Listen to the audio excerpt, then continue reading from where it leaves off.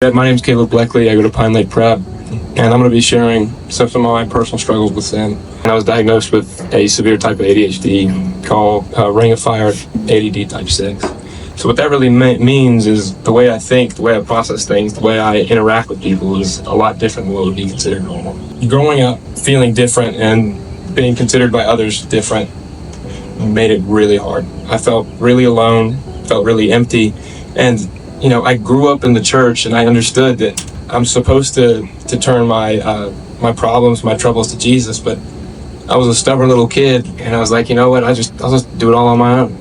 Well, all on my own turned out to turning the ways of this world, seeking comfort and seeking the guidance that I needed, and there I developed a lot of struggles in life. I sought relationships with people that weren't beneficial for me. I hung out with friends that weren't the right people to hang out with. I did things that weren't righteous, and this continued on for years. And at the time, each time I do something differently, do something sinful, in the moment it felt good, but I realized that deep down there's still that hole inside of me. And for the years that it continued, and I became a very angry person.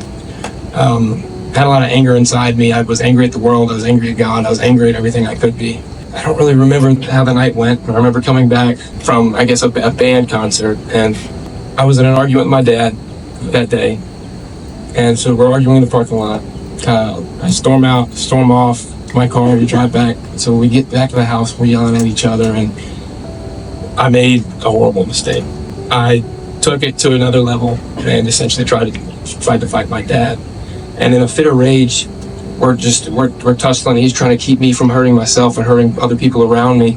And I remember him pinning me to the ground, keep me, like I said, from hurting people. And I get up and I look at him at my feet, and I realize, what did I just do?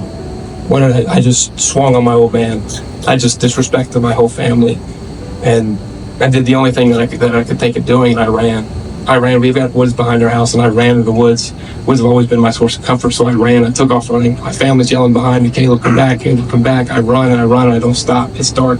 I don't see what's in front of me. I'm tripping, stumbling over this, that, and that.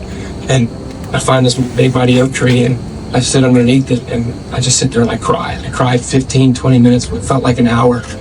And I'm just so guilty and feel so bad about what I've done.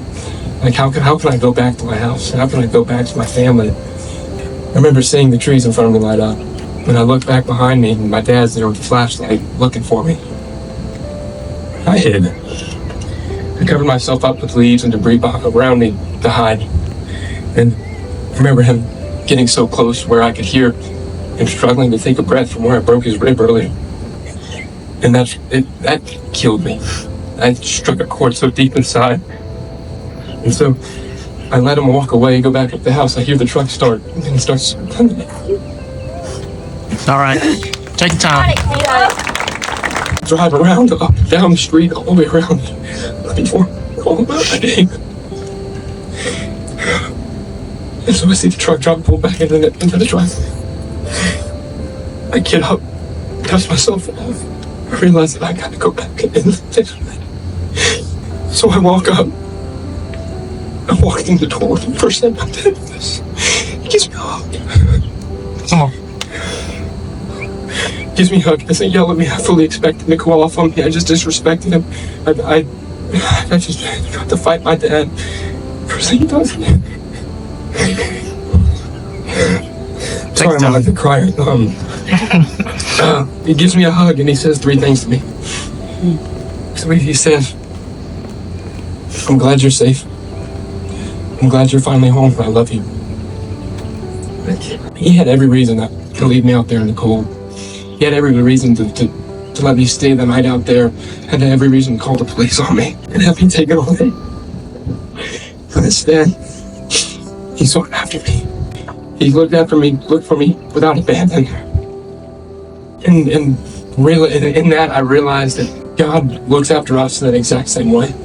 Matthew 18, Jesus gives us the parable of the sheep and the shepherd. And it goes, what do you think? If a man owns 100 sheep and one of them wanders away, will he not leave the 99 on the hills and go look for the one that he wandered off? God is out there looking for you. You are the one that left the 99. And he will rejoice when he finally finds you. When you give yourself up to him, he will rejoice, and all of heaven will rejoice.